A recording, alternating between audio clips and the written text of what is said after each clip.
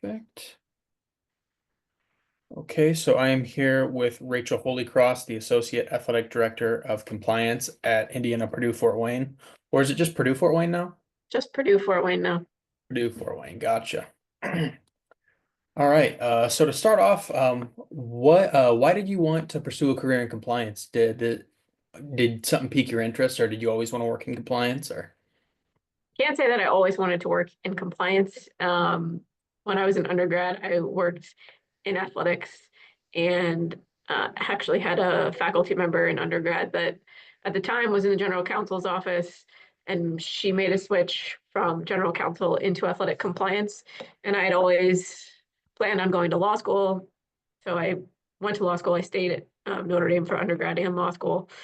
And when I got to law school, she was like, I need an extern, come work for me, Okay, sweet. and pulled me in. And I wanted to stay in college athletics. I figured that out in undergrad, just because I enjoyed working in athletics in undergrad. Um, and so this kind of she helped me see how compliance could be that bridge of I could still go to law school and utilize Hmm. that training, but also then still work in athletics. So kind of married the two. But it was not a there's no lifelong dream of working in compliance. I just kind of fell into it. That's awesome.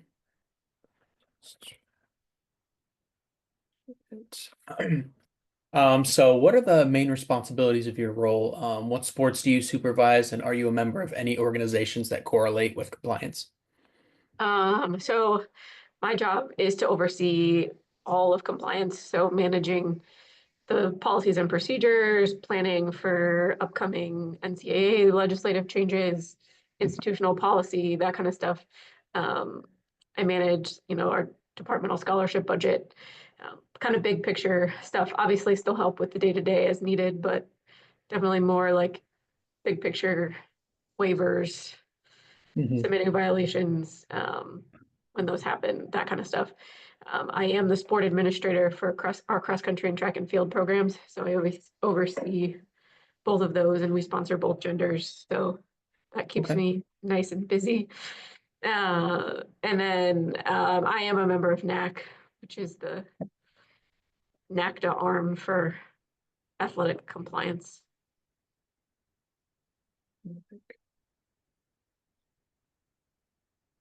Sweet. So how does the hierarchy work among your department? In compliance or the athletic department In overall. compliance. Yeah, I apologize. So it's just me, and I have an assistant director. Okay.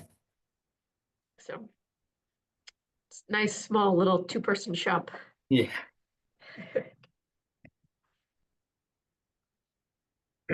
Okay, so how do you and your staff manage compliance with recruitment and eligibility standards for student athletes? We use a lot of forms. We use Spry as our web-based software. Um, so we have forms for travel requests if they're going off-campus recruiting, where they're supposed to tell us where they're going, who they're going to see, or what event they're going to watch. Hmm. We have forms for campus visits, whether it's unofficial or official visits. We meet with every program monthly to do rules education. So a lot of communication on recruiting and eligibility during those meetings with coaches. We do initial eligibility evals. So coaches get us high school transcripts, and we'll can do a prelim eval to see if they're going to be qualifiers out of high school. We'll do the same thing for transfers, looking at their transfer transcripts. Hmm. And then for our current student athletes, we just work really closely with our academic center in monitoring continuing eligibility for them. We meet with that staff every other week and once a month. So one of those two meetings, that meeting also includes our FAR and our registrar. But Okay. the other meeting is just our academic center and compliance. Okay.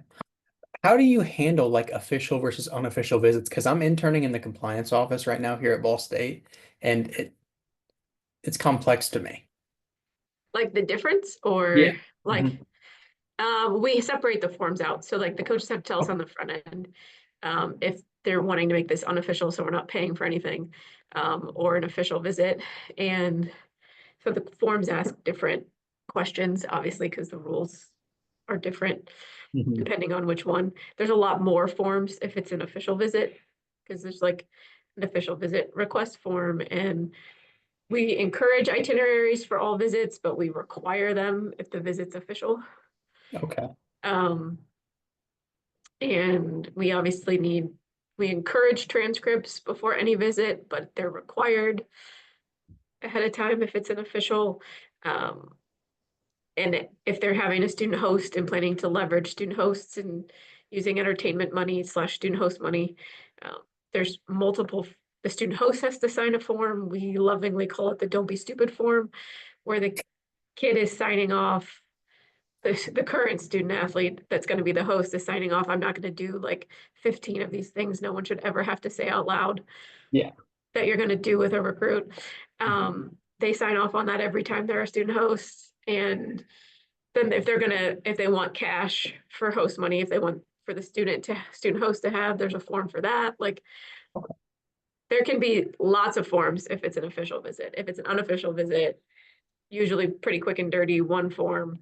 And um, unless they're requesting comp tickets, that's obviously like that's handled Yeah. separately. But Okay. yeah, Gotcha. Sweet. What steps do you take to make sure that coaches and relevant staff are following the rules that the NCAA has? lots of communication. Like I mentioned, we do monthly meetings with each coaching staff. So we try to make the, and we set the agenda. So we try to make everything timely with what rules are we talking about. So September, we're hitting hard all the campus visit policy stuff. This Mhm. list month of in October, we were doing continuing eligibility as everyone's getting midterm grades and reminders of all the benchmarks everybody's gonna have to hit to be academically eligible in the spring. Fall sports are getting ready to enter postseason, so we were talking about awards. Everybody's agenda looks a little different because every sport's kind of in a different spot. Yeah. We do some big picture timely reminders at coaches meetings, which those happen once a month, and then email communication, um, and reviewing of forms. But for us, it's really worked that I've been here for a very long time. This is my 13th or 14th academic year here. So I feel like I've built up a lot of trust with our coaches. Mhm. They ask questions and they'll communicate with me on the front end. My Mhm. assistant director has been here since 2018, so he's been here a while too. So it works with him. I mean, I think we've built good relationships, so they'll talk to us and ask us questions and um, on the front end. So we're not doing you should have asked us first and we could have helped you do that permissibly if you just would have tweaked that a little, Yeah. uh, Mhm. which is helpful. Of course. Okay. Do you guys give training to coaches and relevant staff to give them the opportunity to learn about compliance and the rules and regulations that they have to follow? Yeah, so those monthly meetings are that, and then we do we do an athletic staff retreat once a year over the summer. We have a compliance portion of that. And then I sit on a bunch of different committees with both within athletics and outside of athletics on campus. So Mhm. everybody's always kind of getting some rules reminders, especially if changes are happening through those, whether that's our sport admin team, all the sport administrators, we meet every other week, sometimes weekly. We have the campus, we have an athletic compliance committee. It's the Okay. chancellor's committee, but um, I pretty much run them and it's, heads of units on campus and vice Mhm. chancellors and all of that. So it's a lot of face-to-face meetings. Yeah. Luckily, it's a lot of standing meetings that then I can just take a little bit of time in them to provide Mhm. some updates or some education if things are coming up. Yeah, absolutely. So how about with the athletes? Like how do you make sure that they're educated about potential issues with eligibility and compliance? We do two main compliance meetings with them a year, one on their way in the door in August. And then I get like 20 to 30 minutes with everybody during the month of April as well. So Okay. as they're getting ready to head off for summer. Otherwise, there's a messaging feature in Spry, our system, so we'll send out messaging, fairly frequently with just reminders on as things come up. And then and other emails kind of throughout the year. Um, I want either Brian or I attend. We call SAC SALT here. Okay. One of us is at every SAC meeting um, to kind of help provide some education out through that group as well. We rely a lot on our coaches though to disseminate Hmm. information other than using kind of the messaging feature Yeah. and that kind of stuff. But um, Sweet. they it seems to work. They stop in our office all the time, so Yeah, typically if they have questions, they've found us. of course. So as you obviously know, rules and regulations often change. So what do you do to stay updated on those changes, and what challenges does this bring to not only you but to your assistant as well? Yeah, I feel like we've been in a state of flux since COVID, as rules have been changing, not on a very structured time frame. Mm. Um, I serve on a lot of um, committees outside of the institution, both at the Horizon League and national level. So I try to stay involved in that capacity, reading any of the NCA governance materials, so I know what's being talked about to potentially know what's coming. Um, so that's kind of how I try to stay informed on what's happening. Um, how I bring it back here is then, our sport admin team, that's like our AD, and there's 5 of us that are Okay. all serve as the 5 sport administrators for all the sports we have. Um, Bringing stuff to them that may require changes in how we operate or how we do things, or we're going to have to make decisions on, so that we're ready and equipped to pivot when that potentially goes into place or when we know it's coming. But since COVID, we haven't had a lot of time to plan. Like you used to have a very regimented legislative cycle where you knew you were going to get to see proposed legislation and talk about it for a really long time and then vote on it. And then it was going to take effect in August. And now it's like, you don't see it, they vote on it, and oh, by the way, it's effective immediately. Yeah. So there's a lot of, but we've been doing that since COVID. So I think we're getting to a place where we're used to pivoting on the fly like that. It's Mhm. just, it's a lot of time constraint.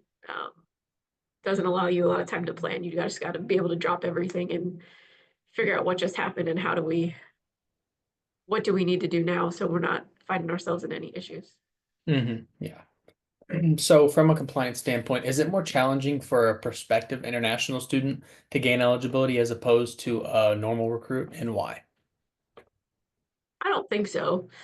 Um, yeah, there are some slightly different initial eligibility requirements.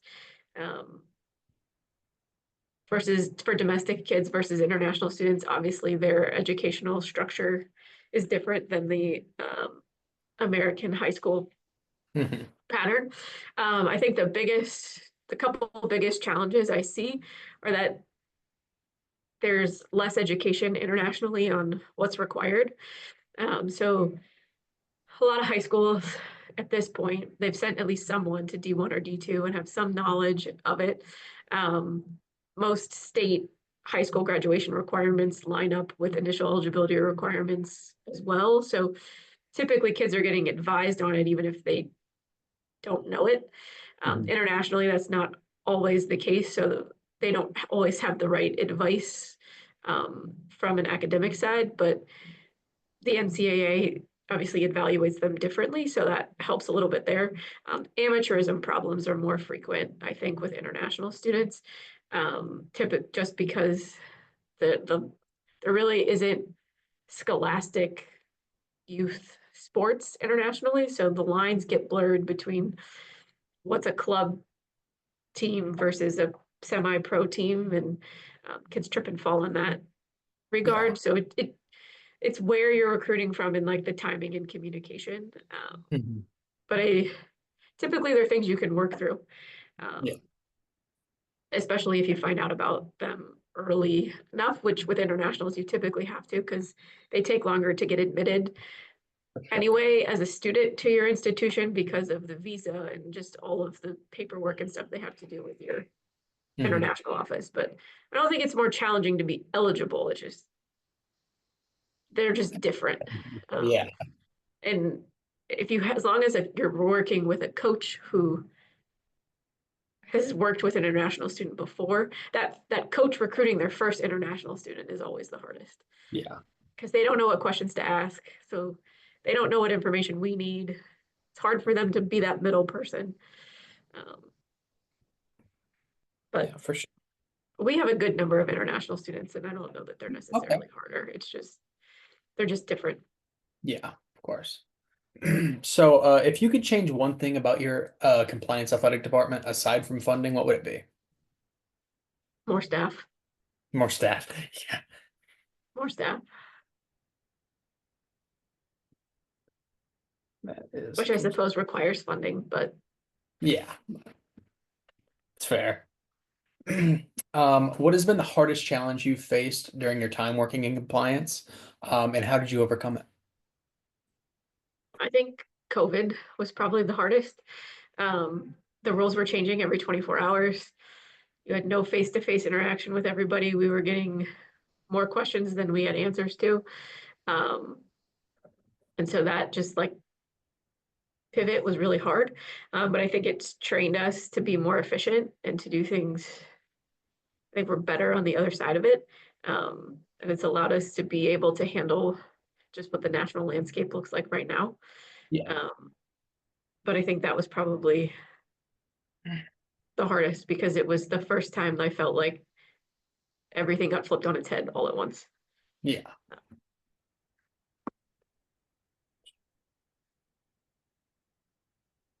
Where do you see compliance heading in the coming years that could impact you or the department? And what do you think the future of compliance in athletics will look like? I think we're gonna have less rules. I think the manual is gonna get skinnier. Um, because I think you're just that's where the national landscape is heading. Mhm. With the house settlement and just potential revenue share and all that kind of stuff. Um, as a non-power four, I don't know exactly where we're headed, but I think you may see less. I think for sure you're going to see less in the NCAA manual. I think you Mhm. could see some conferences having more conference specific rules, looking to manage what is going to feel like a free for all in some space.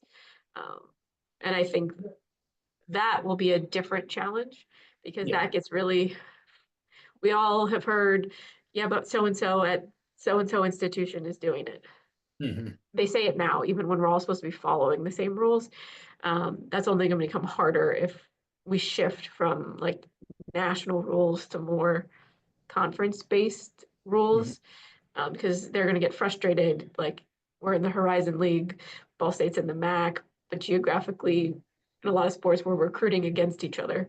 Mhm. Um, they're going to get frustrated. Well, Ball State can do it. Well, the MAC has different rules than the Horizon League.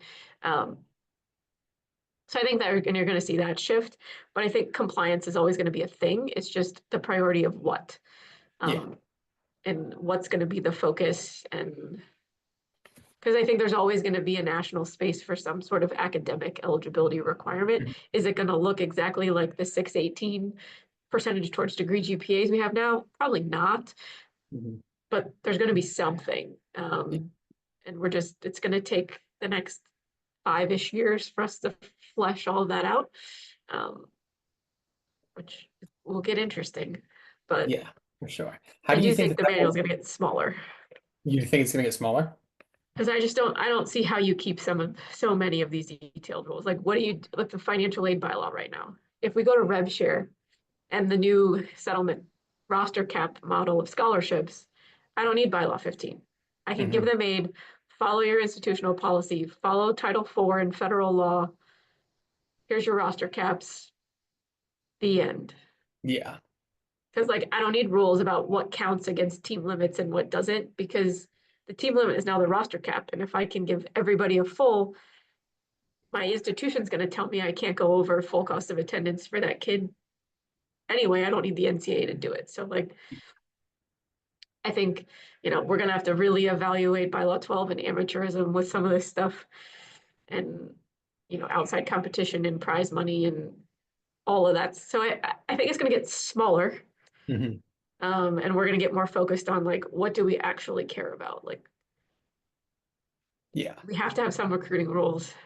Probably maybe not all of them, maybe not exactly how they're written, but there's gonna have to be some rules about academic eligibility, some rules about recruiting.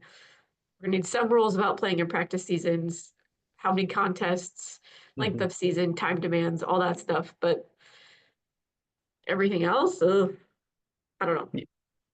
Yeah. How do you think that's going to impact like the smaller Division One schools? Like, because obviously, like the Ohio States, they can afford to revenue share. How is that going to affect Well, like? they can afford to, they just have to shift resources away from other places. Yeah. Like, Yeah.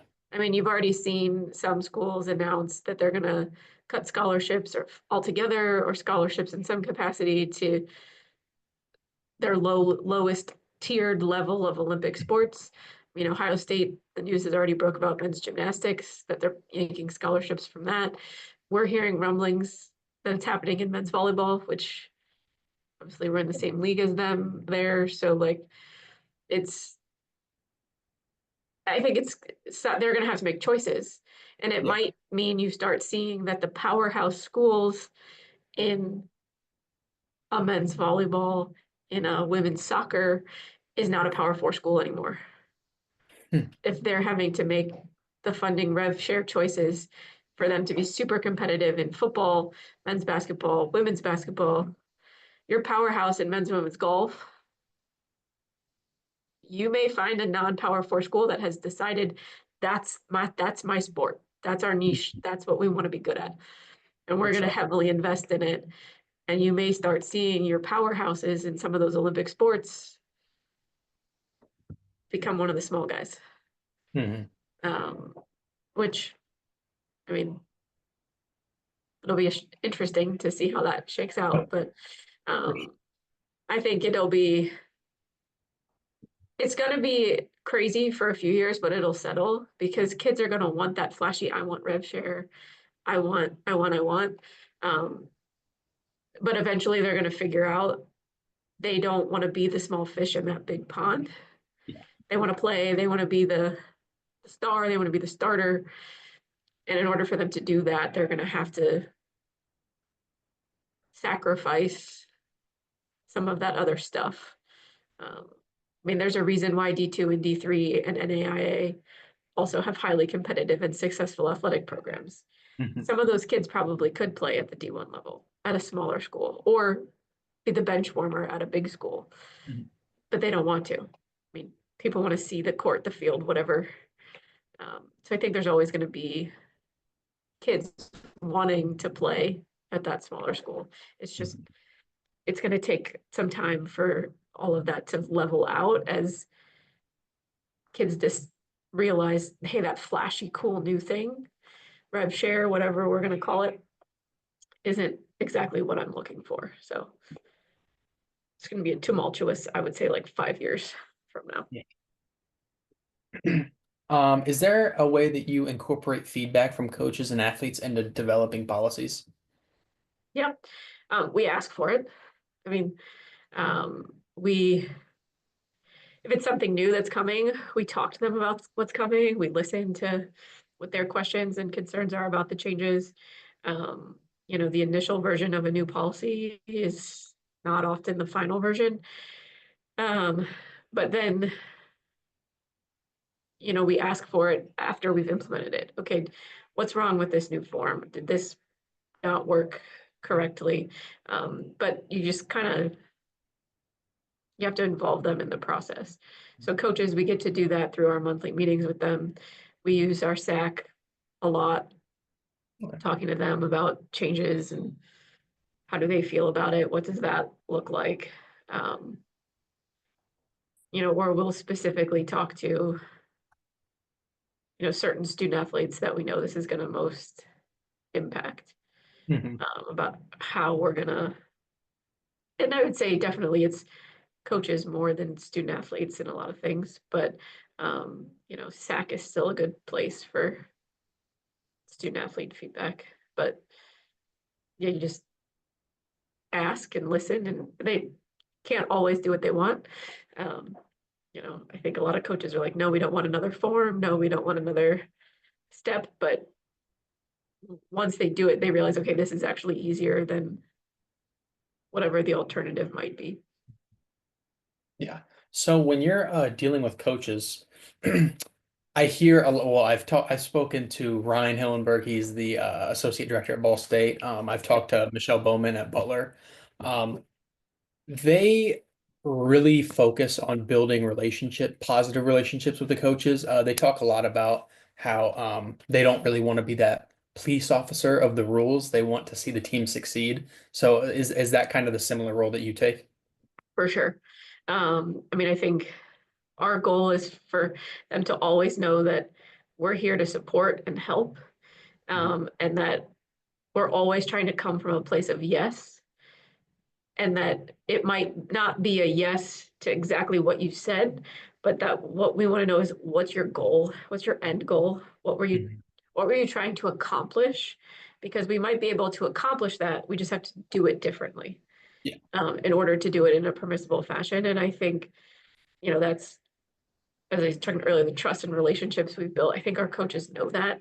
Mhm. So they're more apt to talk to us and Yeah. ask us questions on the front end because they know it's not just going to be no. Yeah. It's e- either it's yes because I can quickly say yes, or it's a oh, okay.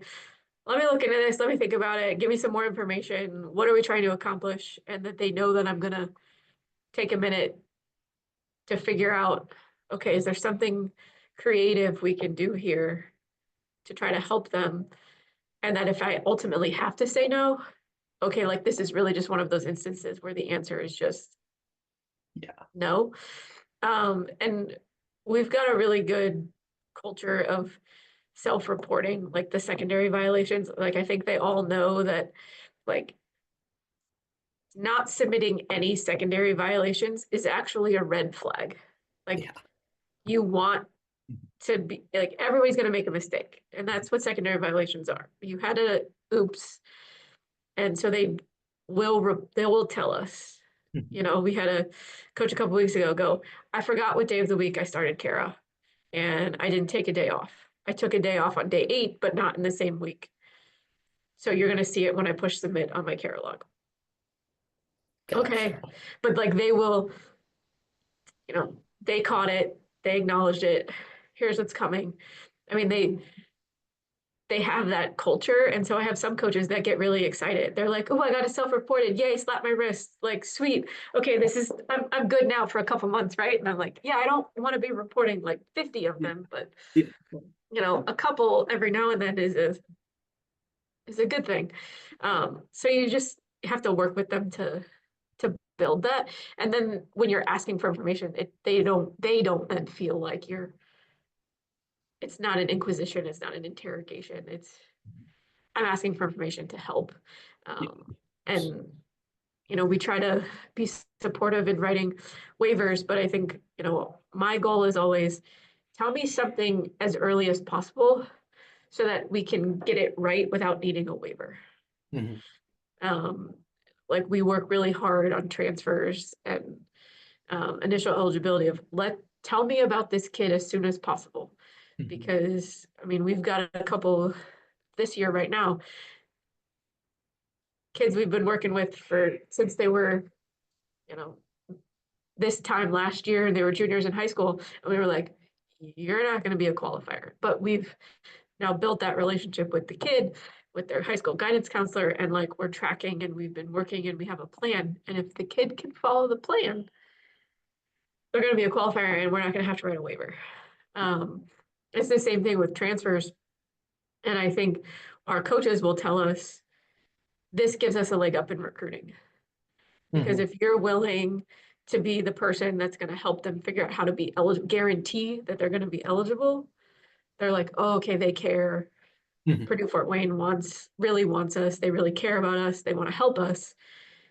That gives the coaches a leg up on whomever that counterpart is that they're recruiting against that may not have taken the time to spot so early that they weren't on the right path to being eligible. So, I mean, present yourself as a resource, and then you don't have that. Now, I still get the jokes all the time. Like, I'm about to go out on maternity leave, and even my Mhm. AD's walking around like, no rules for you. Like, Yeah. so those jokes will always happen. That's just the nature of compliance. But um, I don't think that's what it's funny to them. It's not Mhm. actually the culture. Yeah. So you spoke about the transfer portal a little bit. With how many people are transferring now, how do you think that the AP, like the direction of the APR will go? I don't think the transferring piece is as impactful on the APR as everyone wants to make it out to be. I think it's the what's going to happen with the house settlement is what's going to blow up the APR. Okay. Yeah. Um, the transfer piece, we've always had transfer adjustments in there. Like, I mean, I think it's been doing its job from that perspective if you put them on aid, but the house settlement is going to get wonky. Um, if you got to start cutting kids for roster caps, and I think right now we just don't have enough information, right? Like, Yeah. I have half of my teams are over the roster cap. Oh, wow. So, and some of them can get to the roster cap by eliminating walk-ons, which sucks. And coaches are like, yeah, but I would rather get rid of this kid on scholarship than this walk-on from a contribution to the sport perspective. Um, but we don't know yet if we can remove kids that are on scholarship. Like, we don't have enough of those answers. Um, so I think that piece is going to get interesting. Just, Mhm.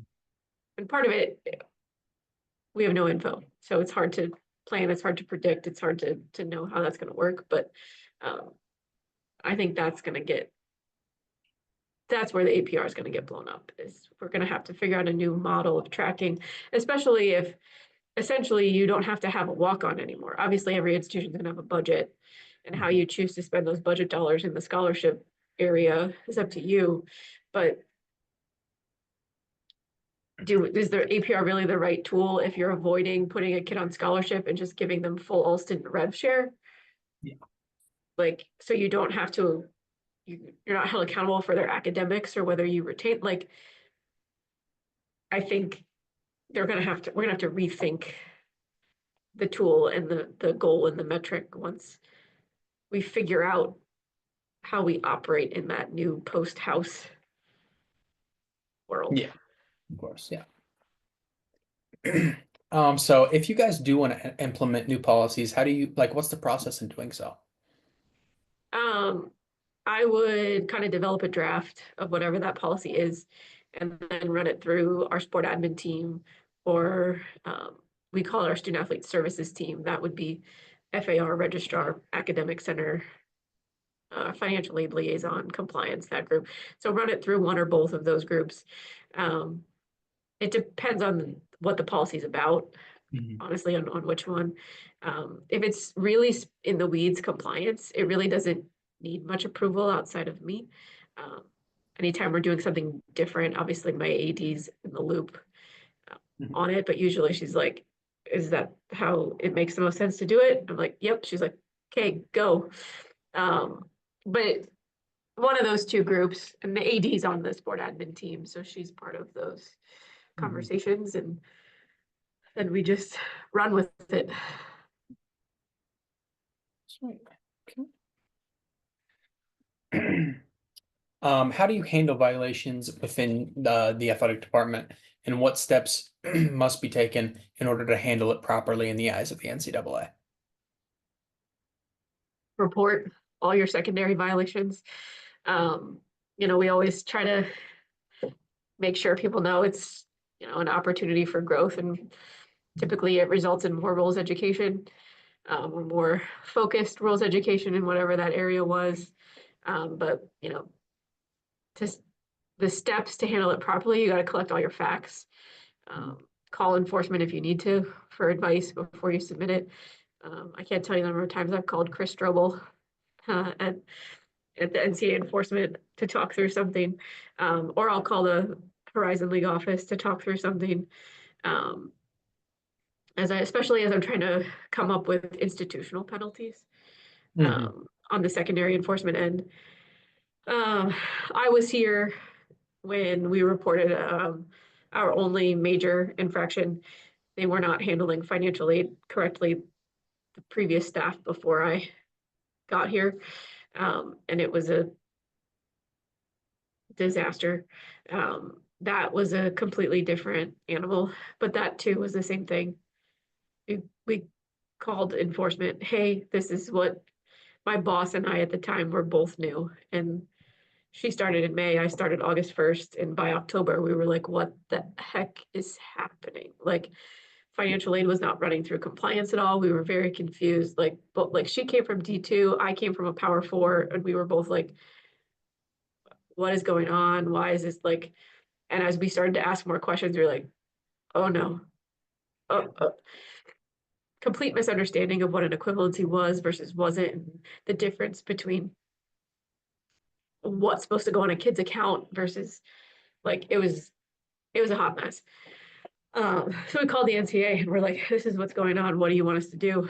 And we obviously we just stayed in contact with them, and it was a months long investigation of pulling facts and putting information together and submitting it. And we came out on the other side, but I mean, it was a 3-year process before that um, the report was released, and we didn't even have a hearing. Like, we all did negotiated resolution. I mean, all that stuff. So that was a long process. Um, but I mean, enforcement can be there to help, call them. Um, but I mean, report them. If you report them, one, it helps you later because you have a track record of shows you're monitoring and all of that. But it sets the standard in your department. Again, I don't want to be the police, but coaches know, like, they're not bad. I don't think Hmm. you're a bad person. You're not in trouble. Like, we always try to minimize the penalties. It's that balance of, did we take enough action to say that we take this seriously and we're not going to do this again? But also at the same time, it's not, ooh, I caught you. What Yeah, can of course. I do to you? It's all right. If the penalty should be, we made a mistake, here's more structured rules ed in that content area, the end, and that's the end. Mhm. The Kara violation that walked in the door a couple weeks ago, it's a 2-for-1 penalty. You're gonna have to take two weeks off or 2 days Mhm. off next week. Yeah, okay. We'll figure it out. Um, but they know that, and it's you know it we've built that trust of nobody's coming down with a hammer on them. Mhm. Yeah. So it's I mean, pretty easy. And I think it's good that our chancellor and our athletic director are supportive of submitting violations. They both understand that, like, that's not scary. Mhm. We're not all failing at our jobs if we, report a handful of violations a year. Like, that's what we're supposed to be doing. So Mhm. they don't have panic attacks about it. Yeah. What makes handling a violation go smoothly and what makes it a challenge? Trust is what makes it go smoothly, that relationship. Um, I don't know. I mean,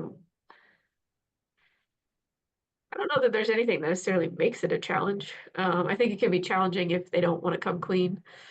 Yeah. Um, People become uncooperative. Had that a couple times, but um, for the most part, that's just not what happens. Um, I think we're lucky in that regard. Yeah. Sometimes it's you're the first one, or there aren't very many like violations in the system for you to rely on as precedent, Mhm. um, which can become a challenge too. Like, we had a new coach who worked a camp that was not permissible over the summer because he wasn't telling us he was going to work camps before he worked them, despite us going over that multiple times in his onboarding. There were no like violations in the system, and that people could, how is that possible? I'm like, because this is the easiest rule to not break Hmm. if you just ask. So like, it doesn't happen.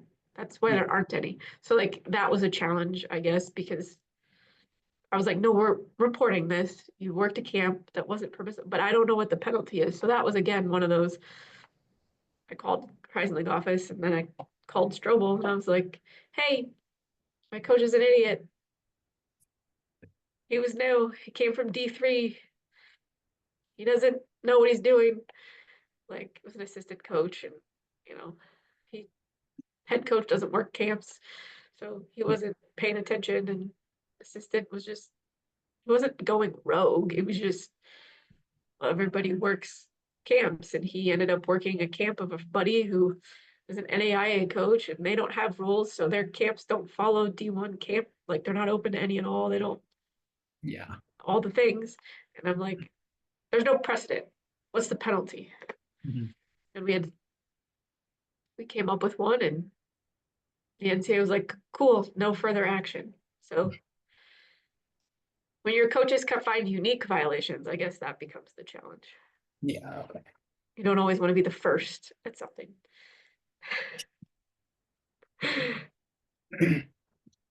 So like in those cases, how do you encourage them to speak up about violations that you might not otherwise hear about? They know that we need to report them. Like, we talk about like self-reported secondary violations are not a bad thing. Um, if we don't submit any, that puts out a red flag. Like, the NCAA will tell you that. Um, you have to, we've worked really hard at building that as our culture, that like submitting self-reported secondaries aren't a bad thing. Um, so we have coaches who are like, sweet, that's my like one for the semester, like that's my one for the year.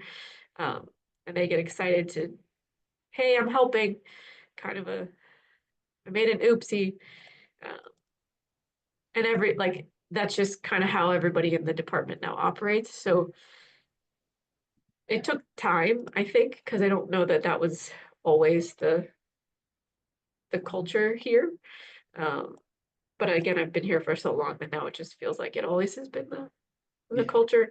Um, so they know we need to report them, and like, it doesn't change things. It's not, no one's getting fired. No one's getting, you may not be able to recruit for a certain number of days, or, you may have to take an extra care a day off or reduce your hours for a week, or, they know that the penalties are going to be minor. Yeah. And so they're happy to self-report at this point, uh, which is helpful on our end. And even if we catch something and we go to them, hey, tell me about what happened. Like, what I can see from the information I have, it looks like we might have a violation. Give me more facts, fill in the details. And when you take it from that approach and not, oop, gotcha. Hey, we've got Yeah. like, it's not an automatic, hey, we have an NCAA violation, I'm reporting you. It's, you take it from the, okay, what I can see on the information I have right now, we may have a problem. Enlighten me. What happened? Fill in some more facts, and let's figure out if we actually have one, Mhm. which a lot of times we do. But if you spin it to them, it's like, help me understand what happened.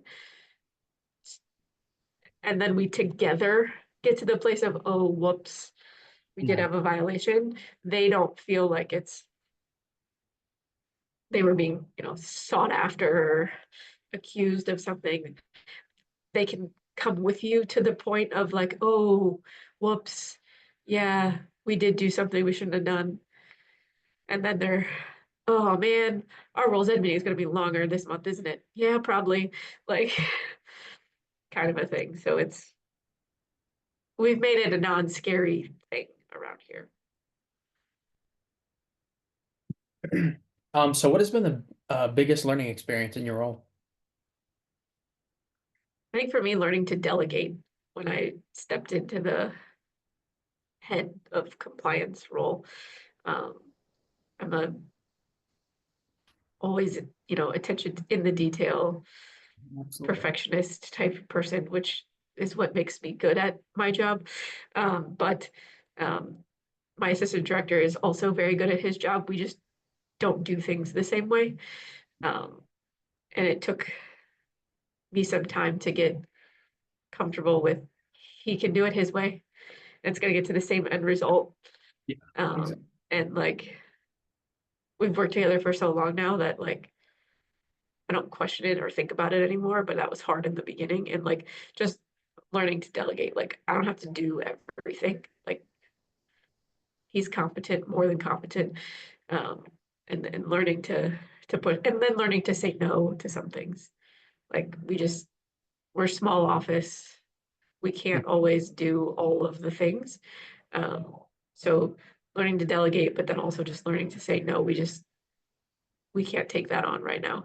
Yeah, Um, it's probably been hard because I want to say yes, like I want to help, but sometimes there's just not enough time. yeah, of We got course. to prioritize. So is there a way that you guys measure the effectiveness of your training programs and meetings with coaches and stuff like that? With coaches, yeah, we'll ask usually once a year, at least once, we'll ask them like, is there something else you wished um, we would have talked about? Like, does this help? Like, what do you want us? Is there something we could be doing differently? Especially on forms, we ask them for that. Um, Student athletes on all of our exit interviews for non-returning student athletes, and then we call them program reviews um, every other year, and those are sent to all returners at the end of a championship season. Same kind of same similar questions, not all exactly the same, but um, you get different information when kids feel like they can give you something and it's going to impact them still than you do a kid on the way out the door. Um, and we ask in there's questions about everything, but compliance is one of them. You know, Mhm. they feel like they had information on certain things. Did they like how we were communicating? So we provide different avenues for that, for them to kind of give us some feedback. Mhm. The staff retreat, you know, there's evaluations there as well on how what did they like what we talked about because of how much change has happened. There's been a lot more compliance based stuff at the staff retreat, and we've done a lot of like small round table working together. Like this last summer, all of those new obligations of membership. Like you have to provide education in this laundry list of areas to your student athletes, and then you've got to attest that you've done it. Um, we took each of the subject areas and made it, and the moderator rotated, not all the people. That would have been too much chaos. But like, okay, we have to provide education on nutrition. What do our students need? How do you think we should deliver it? And on every single topic, and kind of collected all of it. So were giving us feedback on the front end as we're building the training. Um, you know, we've done the same thing with like student athlete handbook as we've done some massive changes and used like that big retreat. So kind of any opportunity we can to gauge like and at least get their input in building it. And then they tend to think it's more effective if they helped you design it. Yeah. Okay. And then the last question I have for you is what advice would you give to someone interested in a career in compliance? Um, I mean, I think it's a hard industry, not to like get that first job, but it's one there's so much you have to learn on the front end, and every institution is going to be different um, at what their Mm. institutional policies are, and obviously there's a difference in rules between levels and sports. So it's have that eagerness to learn, read the governance materials, read the manual, read it, like read. Um, so get yourself a good base knowledge on the rules, and talk to people. I mean, build a network. Um, I couldn't be as effective in my job if I couldn't pick up the phone and call people with, okay, I got something. This is a quirky one. Can we just talk through it? Um, and find who those people are, whether that's, they become colleagues as you're breaking into industry, or they're mentors. But um, as long as compliance is a lot about problem solving and creativity and critical thinking. So it's be excited for those challenges. And I think it's fun because no day's like the other. You're never going to get bored. I mean, if you get bored, you're doing it wrong. Um, because you can have a plan for your day, and that's not never how your day is going to go. But yeah, it's you got to have that base level knowledge, and the only way you're going to get that is reading and talking and doing. And once you get that, then it's not smooth sailing from there by any means, but it becomes a lot easier to do your job when you've got that base built. Mhm. But Absolutely. yeah, people, you need to you need the phone of friends. You need that list, because it doesn't matter how long. I mean, I've been working in compliance now since 2008, and you still need I still need those people. Yeah, of course. Well, I greatly appreciate you taking time out of your day to meet with me. It was Yeah, a big help. Thank you so much. you're welcome. All All right. right. You have a good one. You too. See ya. Bye.